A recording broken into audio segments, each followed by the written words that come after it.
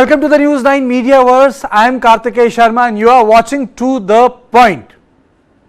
Despite Manipur cabinet recommending Governor Anusuiya Uikey convene an assembly session from August 21st, the House did not sit on Monday as no notification has been issued.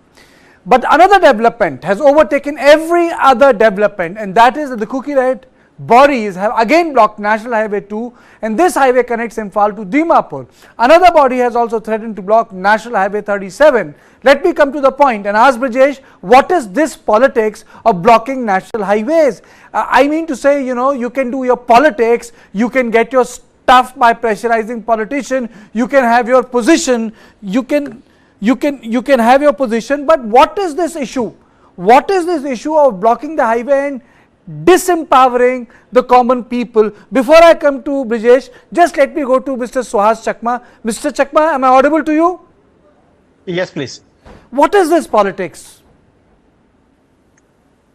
Well, this is basically to bring the government to the knees, because at the end of the day, if people do not get the basic facilities in terms of access to medicine, in terms of access to food, petroleum, gasoline, etc., then the government is forced to take certain decisions.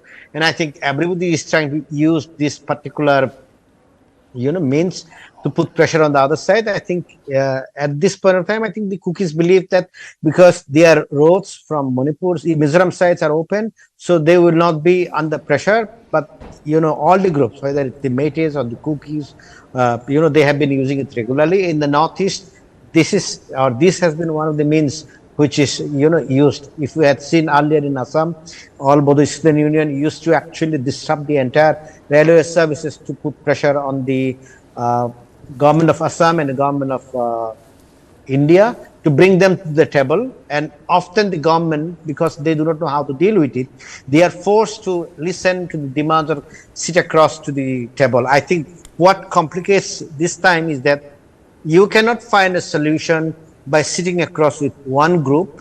And if you have, the Kukis resorting to blocking of the national highways, then you have the MEITEIs resorting to it, then of course the hardship becomes too strong, the Nagas themselves will retaliate. And it's a situation which had gone completely out of control. As you have seen, you had initially mentioned that, even the assembly session could not be held in Imphal. So it basically shows that it's a situation which has gone completely out of control of the government of India. This is the unprecedented kamali ho gaya, You can't even get the assembly session to take place. Mr. Chakma, you have a national highway blocked, and then you can't even have an assembly session. There is no place to discuss anything. There is no discussion. Well, I mean, there are no discussions whatsoever, and the discussions are taking place behind the back without the concurrence of each party, where only three dominant communities at least, the Nagas, the Kukis, and the MEITEIs, have contesting claims. And what the government of India has been trying to work out is basically talk to each group separately, and ultimately, even if you reach agreement with one particular group, there is no guarantee that that's something which will be liked by the other parties. And each party is strong, because if you look at the Kukis in Manipur, they have the support of the state government of Mizoram. And if you look at the Nagas themselves are a powerful community. They have the support of the neighboring Nagaland. Then MEITEIs are quite a majority in Manipur. So I think it's a situation, instead of creating a semblance of atmosphere where each party could come across, the whole idea of separate administration. You are having the Assam Rifles, from the beginning, I think, from the time they transported the population from one area to the other area, and, handing over the administration or enforcement of law and orders to each communities, I think this was disastrous, and there is no way you can go back. If 2,000 Kuki, civil servants from the Kuki community cannot join the Manipur state government, of course the administration itself is not functioning. So it basically shows that the center had no clue.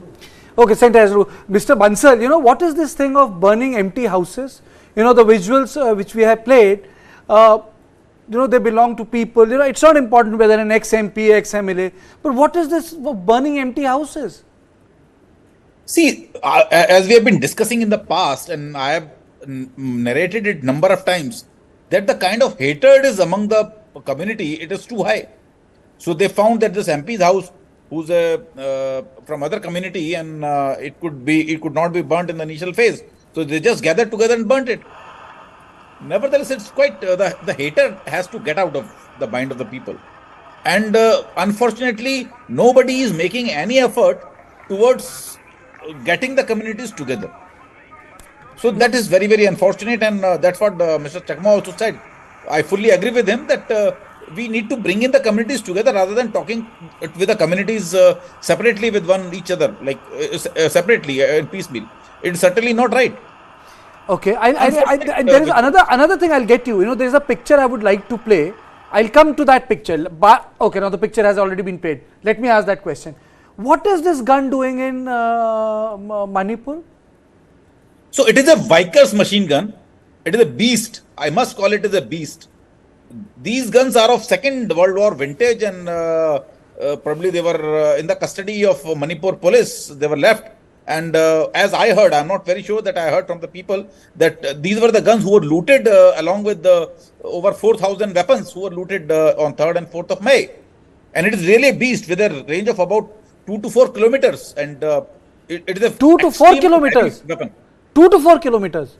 Yes, exactly 2 to 4 kilometers. It is a water cooled gun. So there is a water inlet in that, because when it fires at a rate of 500 bullets per minute, that is the rate of fire which it fires. When it fires at the rate of 500 bullets per minute, the barrel gets heated. So it has an automatic mechanism to cool down the barrel with the use of water. Now, if you don't say that this is Manipur, someone will think that I'm playing pictures from Ukraine. No, it is Manipur. It is Manipur. So, Suhasji, you want to come in? Pictures are...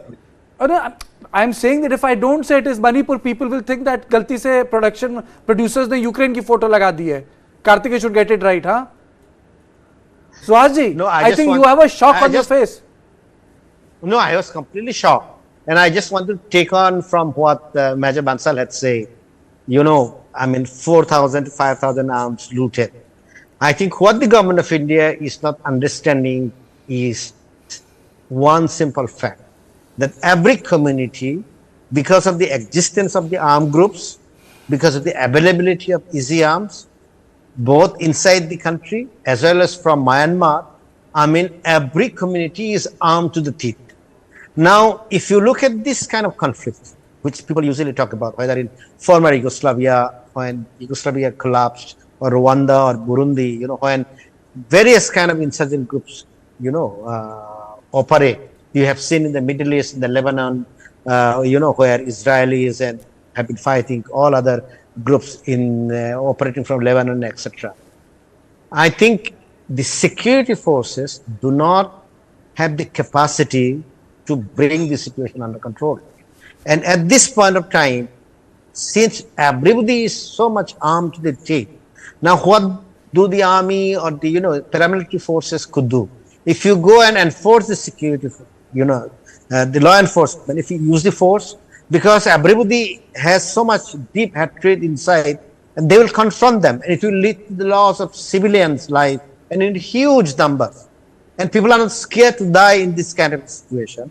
So army cannot use the force. On the other hand, you cannot actually take away the arms, because nobody is going to give up the arms, even if you do coordinate. Suhasji, this is the second part of debate. It makes the job of army tough because you have lethal power in their hand. Kashmir theatre did not have these Gatling guns. Is it the Beast gun? They had AK-47. Yes, Amit. Tell me, Amit, unmute yourself, right?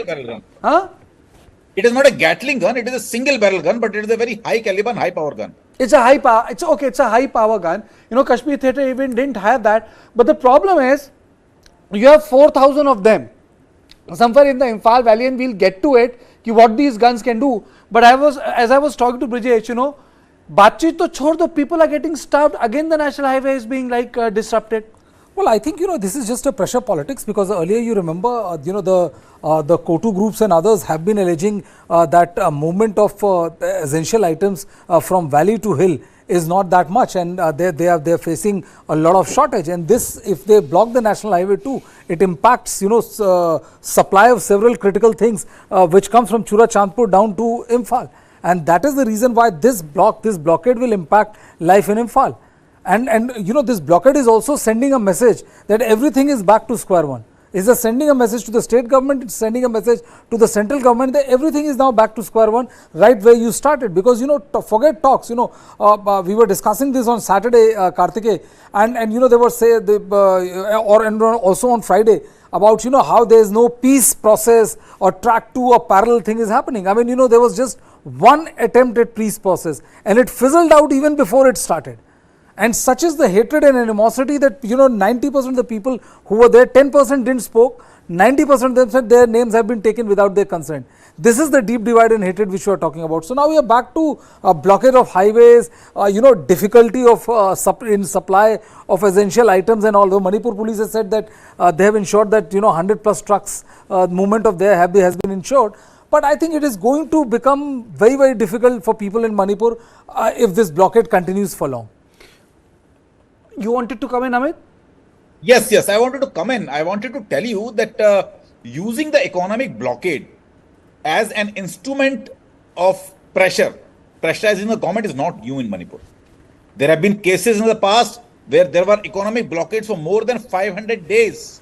There were several economic blockades in Manipur which ran for more than a year, not only one. And it happens every year. Every year you will find 3, 4, 5 blockades like that.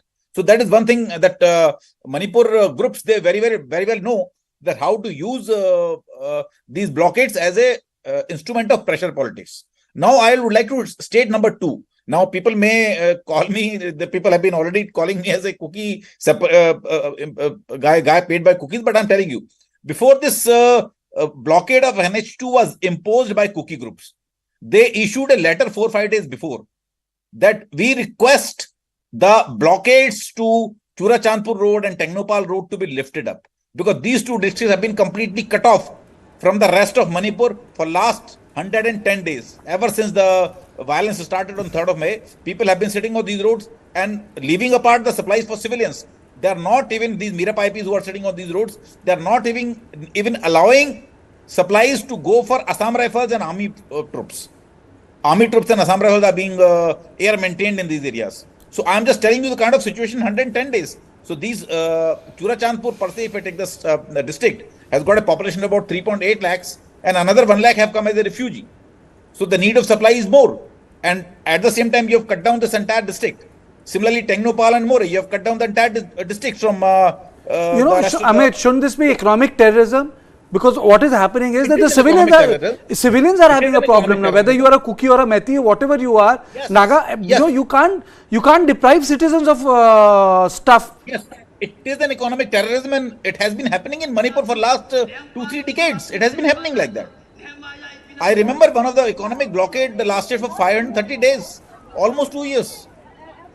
Not even a single truck pass. Should it be called economic terrorism? Well, I won't call it economic terrorism, Kartikeya, but I would definitely call it an economic blackmail, or to force the hand of the center. I completely agree with Major Amit, when he says that Manipur has seen several such economic blockades in the past. But then, the situation is very, very fluid in Manipur.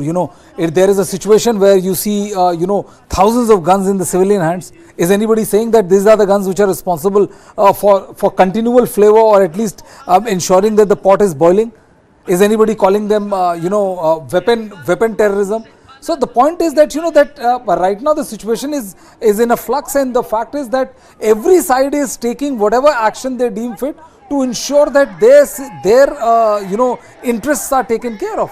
There's a talk which is going on in Delhi. The Home Minister, the other ministries, they have met, the Home Minister and the IB Director and all. And the state also speaks about how, the situation will come back to normalcy. But after every one such week, there's the entire normalcy is shattered by killings. The entire normalcy is shattered by these kind of announcements where you are back to square one, where you announce blockades and all. And I agree. I mean, on the innocent civilians, they suffer most. But in this, highly surcharged atmosphere, who is thinking of innocent civilians? Innocent civilian. I wish. Yes, Suhasji. Yes. Please come in.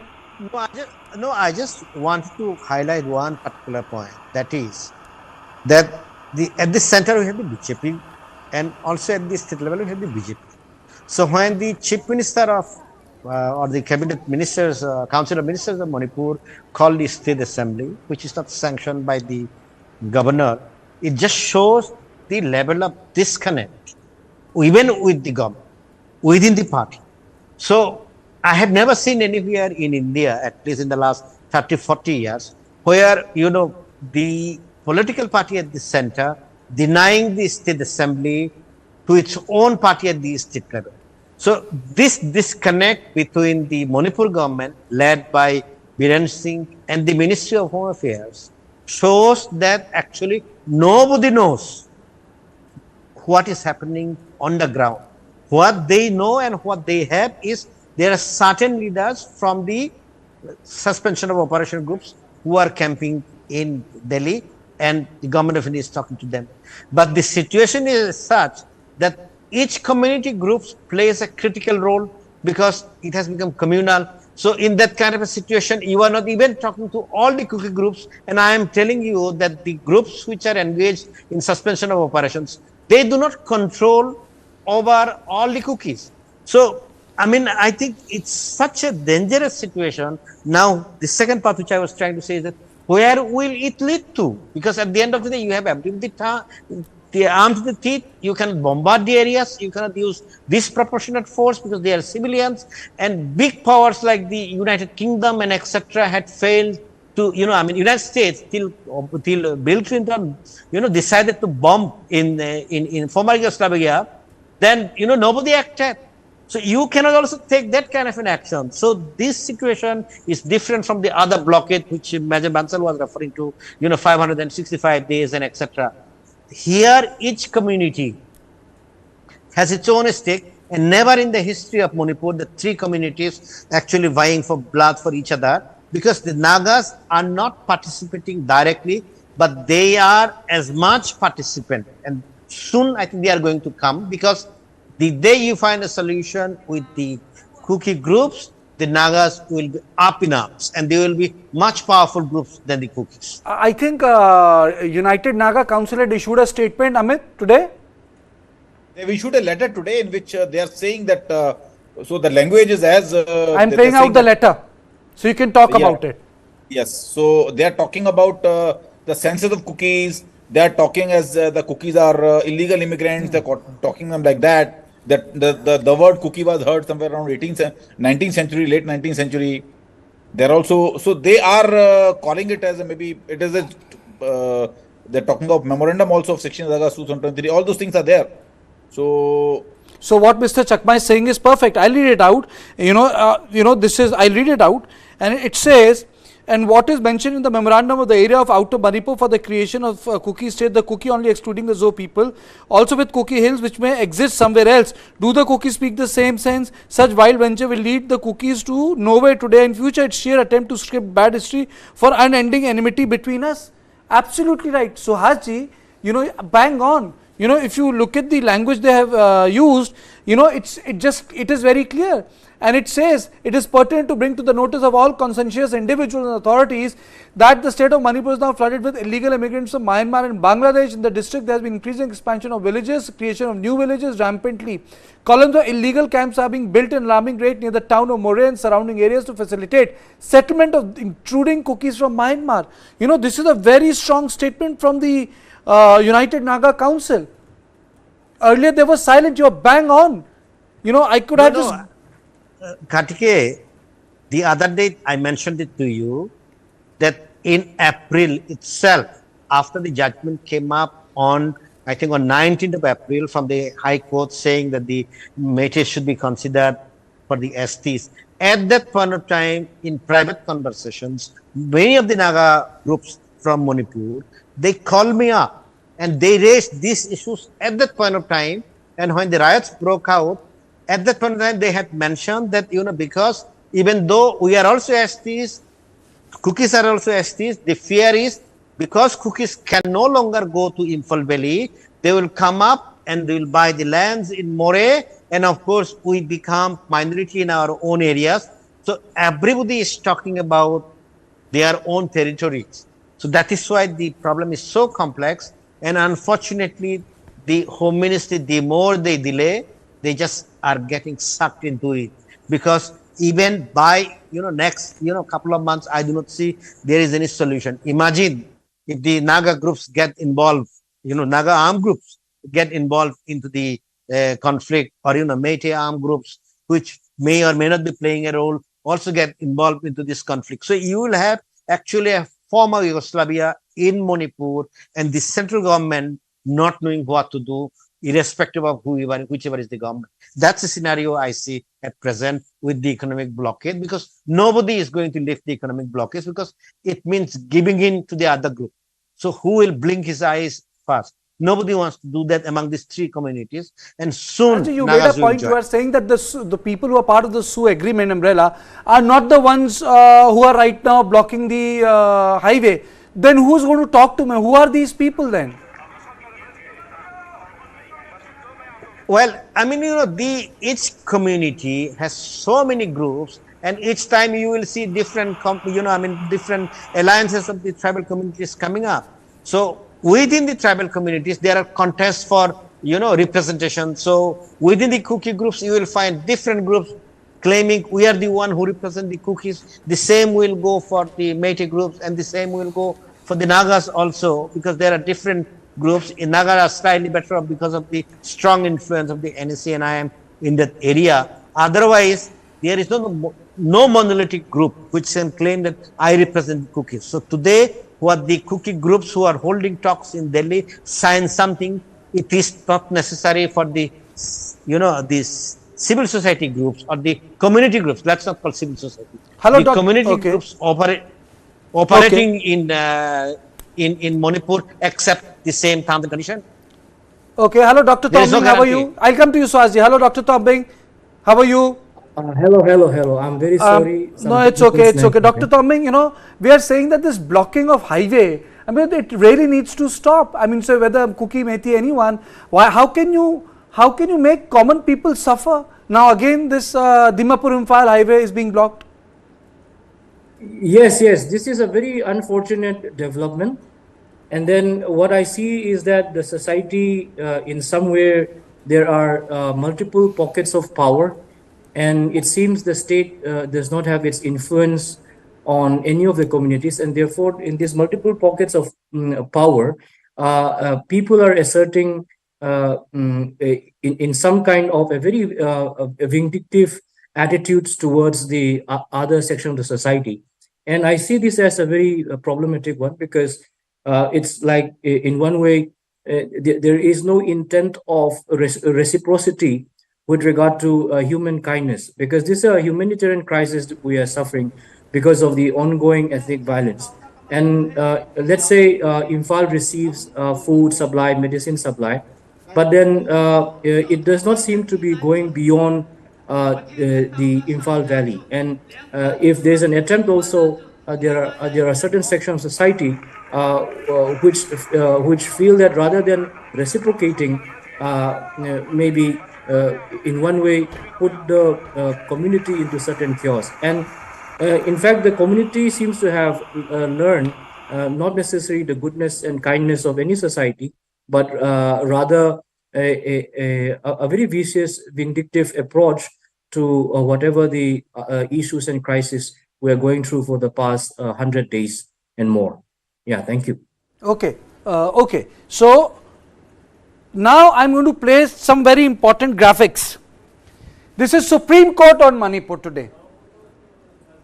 And the visual which I am right now playing will be discussed later. Supreme Court has said SC to pass order on August 25th to facilitate proper functioning. Supreme Court said Manipur compensation scheme needs to be improved. Report cite loss of documents by victims suggest changes in compensation scheme.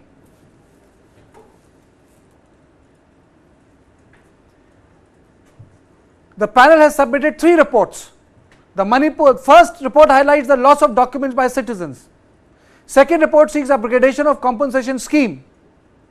Third report calls for appointment of domain experts to the panel. A very important day, and a very important day on Friday. Now let's play out the bite of the advocate. Committee constituted by the Supreme Court, it submitted its 3 reports. So in those reports, committee has asked for some other facilitations and also raised some issues. 3 reports will be made available to the petitioners, and we all will go through these reports, and we will also suggest the procedural aspects, that how committee shall work and what sort of other requirements which are needed for the smooth function of committee shall be given by the government to the committee. So Friday is going to be a very important day. Chakman, this is what I was trying to say. Empty houses are still being burnt, property being destroyed. जो lawmakers हैं, जो important citizens हैं, जो political system में से रखते हैं, उनके घर जल जाते हैं पीठ पीछे. So how do you expect common people to come back? Well, I think my previous speaker had mentioned that there are pockets of powerful communities. It basically shows that Manipur is exactly what Somalia was, from where the Americans were forced to withdraw. And it is not an understatement to say that the state itself has collapsed. Now, under these circumstances, where the minister, the MPs, are under threat. MLS cannot go to the assembly. There is no safety and security. Question will also arise at certain stage, if this continues, how the committees which are appointed by the Supreme Court are going to operate. It's at one stage, it's very easy for the court to direct and say that the cases are registered and etc. Now, would it be possible for the committee actually to go and visit, and take the necessary measures, whether recording of the crimes, examining the witnesses? I think scheme is one thing which you can develop. But at certain stage, if this situation continues, my fear is then the court or the investigations which have been appointed by the Supreme Court itself will collapse and will not be able to function. And I think what we are not taking into consideration is the fact that the state of India has lost its complete control over the territories, over the people, and there is nobody who is functioning. And the chief minister himself cannot go out possibly of his house, and nobody beyond his reach, telephone call, etc. actually listens to him. So in that kind of situation, how do you come out of it? And there is no actually space whatsoever, because each time you try to initiate some discussion, it leads to some politicking by possibly all sides, then it doesn't help. And that's why, I think we have to understand one thing. Each time you hear certain things, in this discussions I had here earlier, people are demanding the NRC.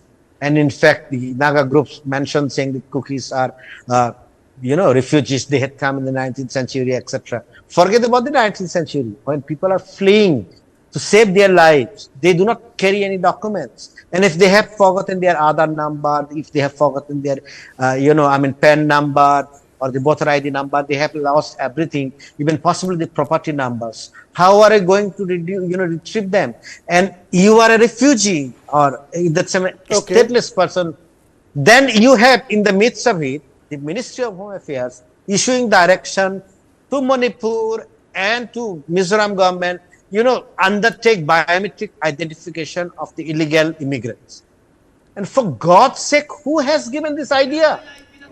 A tribal who has fled from Imphal Valley has no document. Is he a foreigner? A MEITEI who has fled from the hills, has fled to the Imphal Valley, has no document. Is he or she going to be a foreigner? And, so the problem which is already complicated is further made complicated by the Ministry of Home Affairs by issuing this kind of directions. And in one hand, people are saying that we do not have documents. On the other hand, Home Ministry is saying, we listen to what the majority communities are saying. Everybody should come and stand up and submit their citizens. How are you going to do that? You are not able to please move around. You are not able to move around, and this process is supposed to be finished by 25th of September. It's so unfortunate. So the decisions which are being taken by the Ministry of Home Affairs, they might be brilliant decisions at some stage, but I don't think they understand the issues. I don't think there are people in the ministry, they understand conflicts, and the biggest problem is the decision making. Because without the sanction of the Home Minister himself, and given the political sanction or the political interest, that nobody wants to take a decision. So in the Ministry of Home Affairs, I would say decision making itself is a problem. Even if somebody has an idea, they are not going to put it across because you will be shut down. So what could you expect more when you cannot have the government of BJP at the state and the central government not being even agreed to the state assembly session? Should not have there been any kind of consultation before holding or before convening the session? Obviously there is not, or there was not. So you have in this kind of a situation, and I am saying once again, last point, we are in Somalia in 1990s.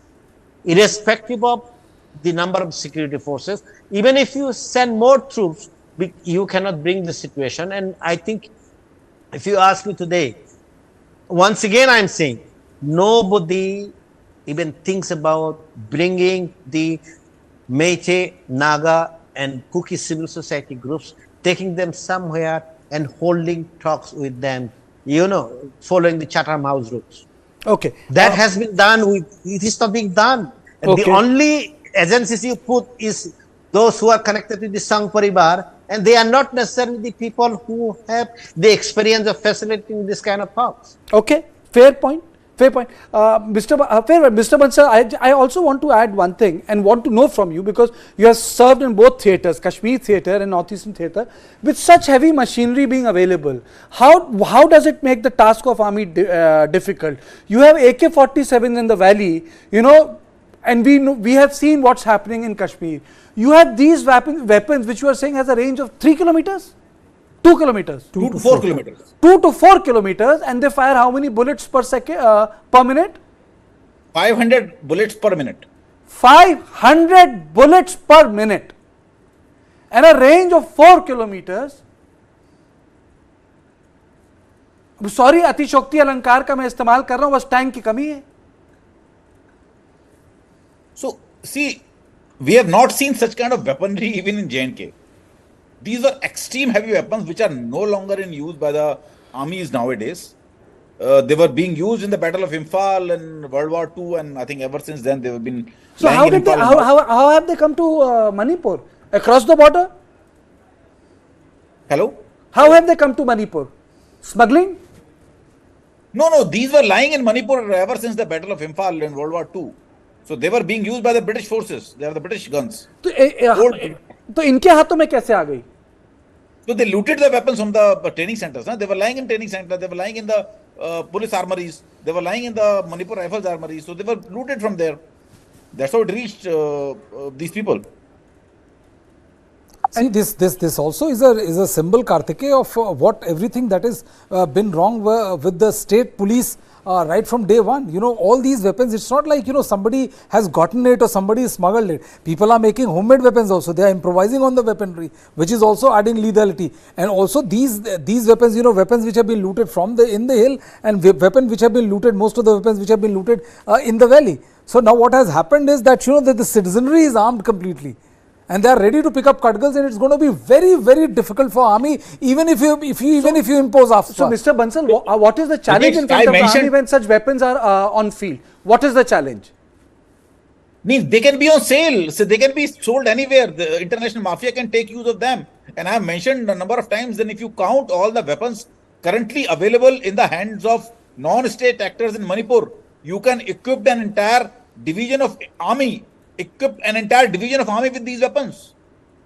Such is the number of weapons available in entire of the valley and hill areas. How do you get them back? How do you get them back? How do you get them back? So you have to first of all carry out door-to-door search. You need to give power to the army. You need to impose Armed Forces Special Power Act. You need to make special teams who will go carry out the cordon and search of each and every village. Recover these weapons, recover all these ammunition. But that's what is not happening. Nobody is bothered about reimposing Armed Forces Special Power Act. Army cannot carry out operations in valley area where these weapons are hiding. Assam Rifles cannot carry out operations in these areas. And we know the state of Manipur police because there have been a lot of allegations on them for being biased. Not only that, I would like to mention that Manipur is a state which is heavily influenced by the social factors. These social factors are so important that when CBI team reached to initiate the inquiry of these looted weapons, the so-called women folk Mirapaibis, they did not even allow them to enter the Manipur Police Training Center. They could not carry out an inquiry. Now, under such social When pressure, did this happen? When did this happen, Mr. Bansal? When did this happened in happen? the month of May. It happened in the month of May when the weapons were looted. Immediately, central government took cognizance and they dispatched a CBI team. Now, CBI team was not allowed to enter. They were not allowed to move. And their security guards who were from Manipur police, they left them on the road.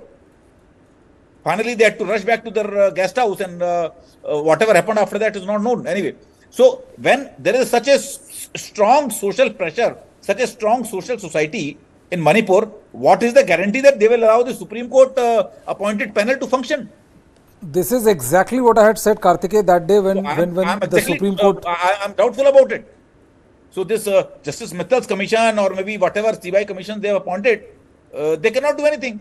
You go to Churachandpur Road, that Bishnupur Churachandpur Road, the women folk are sitting on the road. You can't do anything to them. Women folk are they were checking the identity cards of armed forces, that if there is any Kuki guy among them, you can't do anything. So under such social pressures, such strong social society, which is leading, we have seen the videos posted by Spear Corps Twitter handle, where these Mirapaibis were seen leading the armed rioters. They were leading the armed rioters. They were seen stopping the security forces. So when your society becomes instrumental in spreading the terrorism or abetting the terrorism, what will you do in that?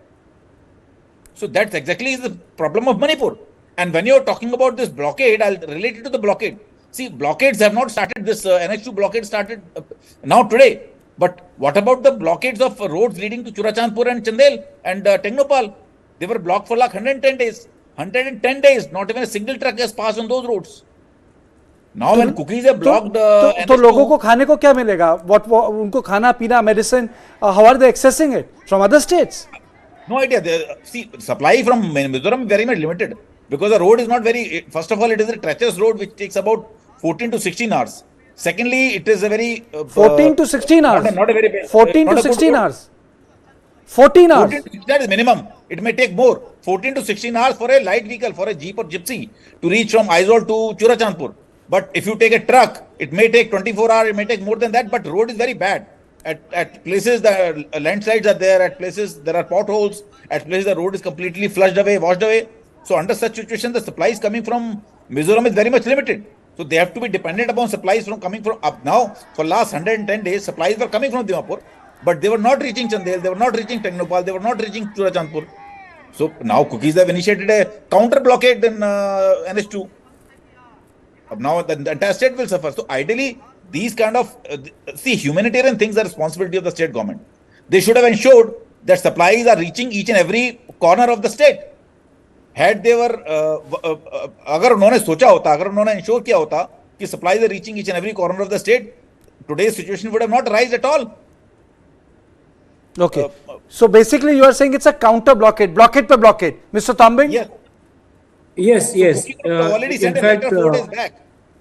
Kuki groups have already sent a letter 4 days back saying that if you don't lift up the blockade from Churachandpur Road and Chandel Road and Tengnopal Road, we will block NH2. So that's what exactly they're doing after issuing the letter. It is not sudden.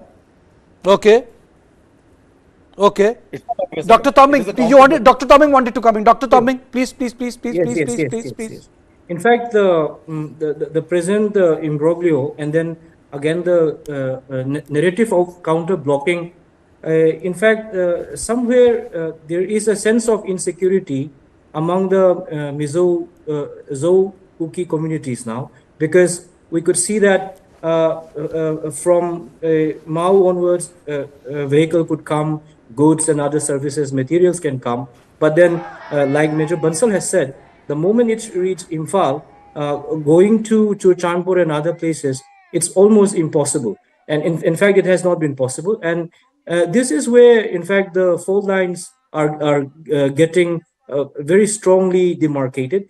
And the what can Kukizo community do in such a situation? In fact, I see rather as a maybe a bargaining for their own survival, and then for other facilities that they need to get. In fact, emergency medicines are not thinking available. अगर सब एक दूसरे का Basic blockade कर essential देंगे तो everyone commodities are will not die of available. hunger. Dr. Tomming, if Kuki is blockade, if MEITEI is blockade, Exactly. so what will people eat? Exactly. That's in fact what I see is the national highway were open, and then rather than allowing passage to the Churchandpur district, when it is being blocked, I see it as some kind of maybe in a very not so in a very sophisticated but a very rustic way, an attempt to bargain that products and then other essential commodities and medicine has to come. And on the Mizoram side, somehow because of the community larger affiliation, Dr. Tombing, people have been kind enough. Imphal Valley, you But can then- use helicopters, you can use planes. But what about those living on the hills? Where are they getting their medicines from? Where are they getting their food from? Exactly, Are they getting it from Kohima, Aizawl? Where? That's why, like Sir Shohas Changma has said, we need expert domain to deal with this matter now, because Manipur has run into a political contamination, and maybe this political contamination has been going on for more than 50 years. You never know, and therefore no system seems to be at place right now, and then the entire state machinery has collapse. And like if we may be allowed to reiterate, there are pockets of powers, and I see this very problematic that our youngsters are being weaponized, and I don't see a very bright future ahead of us, because once we have weaponized young children, young adults and all that, and then they're used to using guns, I don't see a very bright future ahead for us also, because at the civil society level, maybe we have relegated back to an idea of state of Okay, nature. This is okay. a philosophical One little diversion, of- Dr. Yeah. Tombing, one little diversion, because I forgot to ask Yeah. that question to Brijesh. Brijesh, why is this assembly session dithering? What is the issue? Am I missing anything? Well, I think the real reason for why this assembly issue, the assembly session couldn't commence from today has not come. At least I am not aware of the real reason why that has happened. But I think this could be also because of the pressure that has been exerted on the, due to the fact that 10 Kuki MLAs are not willing to be willing to come to the assembly. And also, if you remember, the 40 letters by 40 MLAs which have gone, the Naga MLAs have, and body had raised serious objection to the fact that that the name of 8 Naga MLAs were used. So I think there is a decent amount of 10 to 18 MLAs who might not be seen on their side. Okay. So I think this could be one of the recalibration, but no real reason has not come as of now. Okay. Point blank, let me ask this. Point blank, let me ask this. Dr. Tombing, if Nagas get into this fray, is it going to make the present conflict more dangerous? In fact, this will gaslight. Maybe there's high chances of gaslighting the incident, because.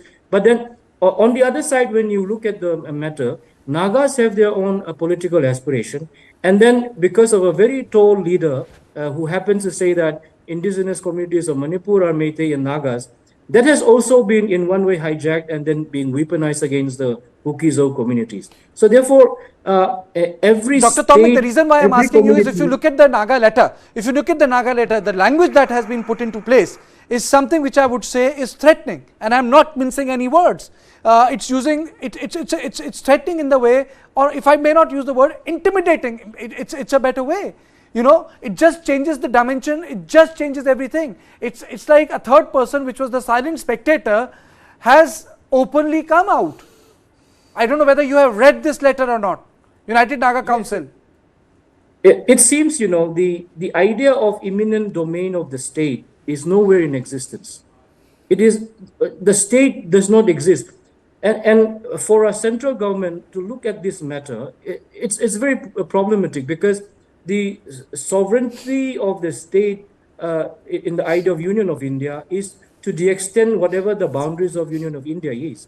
And then there, in that argument of a peculiar history and other aspects of history, if the eminent domain of the state is not recognized, that means somewhere there has been unsaid balkanization already.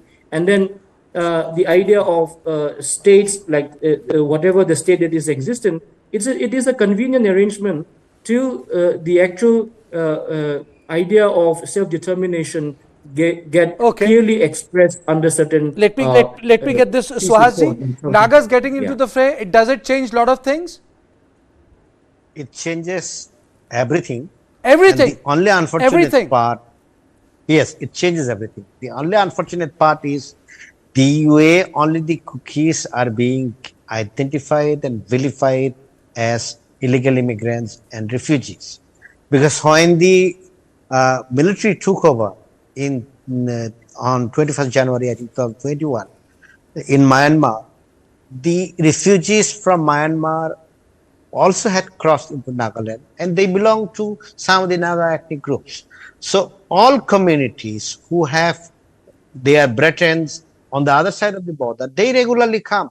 So just to identify one particular community saying that this belong to the illegal immigrants, I mean, it is unfortunate, but I think they have spelled it out quite clearly that, I mean, the claims of the Kukis over certain administrative areas actually possibly are lands which are claimed by the Nagas. And that is also one of the reasons I think why the assembly could not be held. Because if you hold an assembly, there is high likelihood that it will lead to passing of a resolution.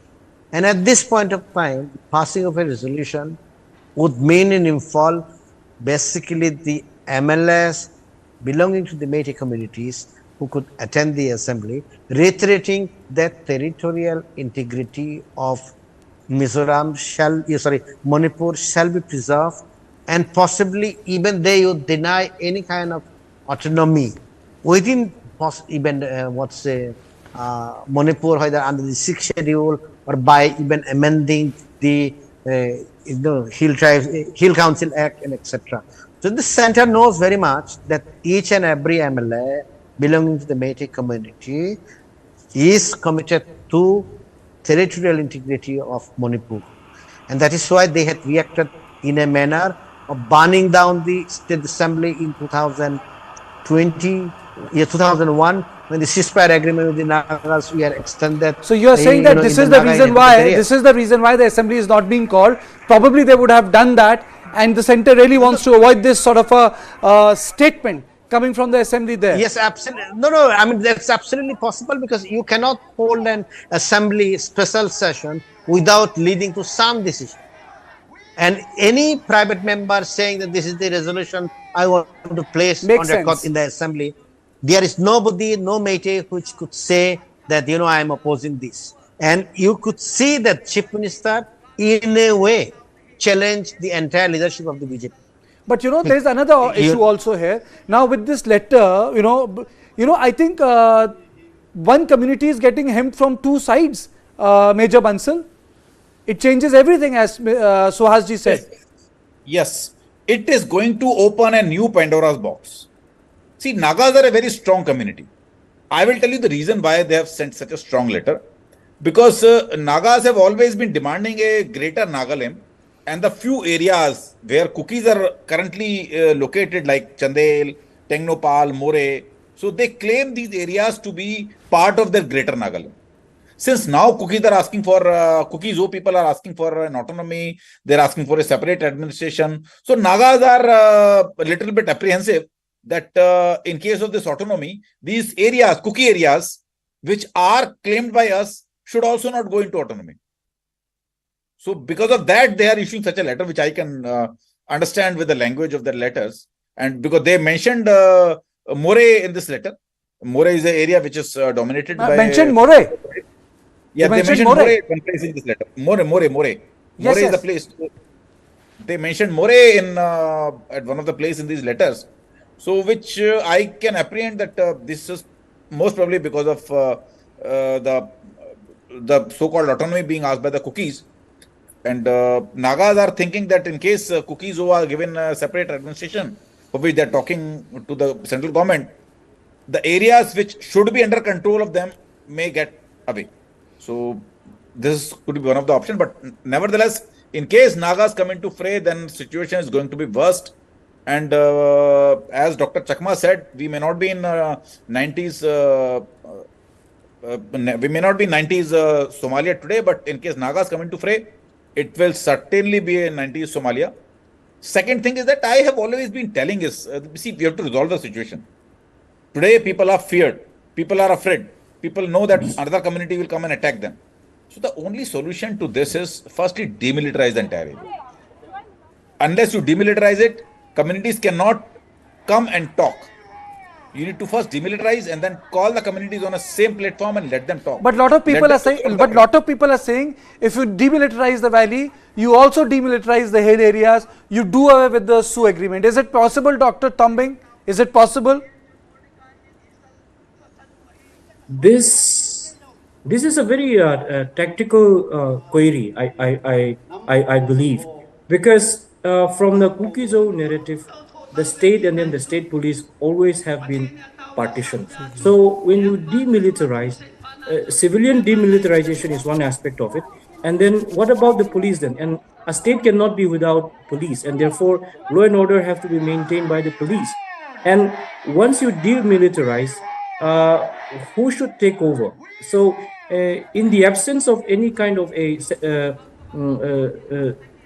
president's rule, and then the playing field are not equal, it makes the Kuki communities very vulnerable. It exposes them to possibility of further armed retaliation, where they end up being very helpless, and then maybe in some way inviting death at their doorsteps. So that's where the security concerns are also. But then the saddest part is that the state does not enjoy the confidence of anybody, and it's political contamination that has happened.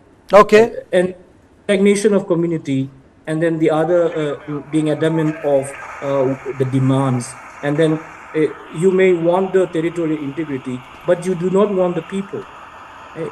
How to overcome this very strong radicalization from the core of the society? It require lots of brainstorming, and I really believe expert panels have to be broadened. People who are domain expert needs to really come in. Okay. And maybe require international requirement, a certain kind of a intervention from across the country. Okay. It does its requirement, I think. I don't know whether I think India has the capacity to deal with its own thing. I don't think India needs any international help. I don't think India needs any international intervention. India needs any advisor. I think what India needs right now is resolute action from the people, from the state government, more resolute action on their part. I think the lawmakers need to do more. Jo chunav jeete, they should go back to people. I think people will say, I'm living in fool's paradise. This should have happened 30 days, 40 days, 50 days ago. But I think more needs to be done. And I completely agree with Mr. Bansal. Demilitarization is required. What Mr. Chakma said, I completely agree. Nagas getting in will change the game. And what Mr. Tombing says, it's really bad that if communities start to block highways, then what will happen to common people? I think this is what we should think. Common people will suffer. Anyway, Manipur is suffering. But then, even then in the camps, if they don't get to eat, if they don't get basic stuff, I think this will become really very, very problematic. And I can only say that, seriously, some resoluteness in disarming citizenry in Manipur is required. It is very, very important.